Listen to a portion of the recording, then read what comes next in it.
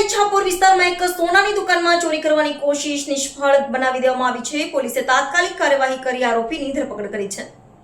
ઈચ્છાપુરમાં સવારે આશરે 6 વાગે બસ સ્ટોપ નજીક હરિઓમ ગંગેશ્વરમાં આવેલી પ્રકાશ જ્વેલર્સ દુકાનમાં આ ઘટના બની હતી।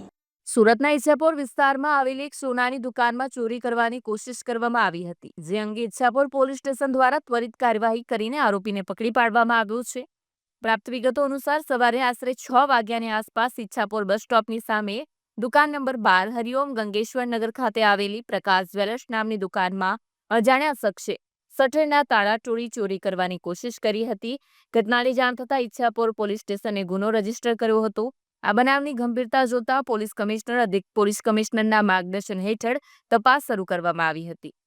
પોલીસ ઇન્સ્પેક્ટર એસી ગોહિલના માર્ગદર્શન હેઠળ પીએસઆઈ કેપી જાડેજાની સુપરવિઝનમાં ઈચ્છાપુર પોલીસની અલગ અલગ ટીમો બનાવી કાર્ય શરૂ કરાયું।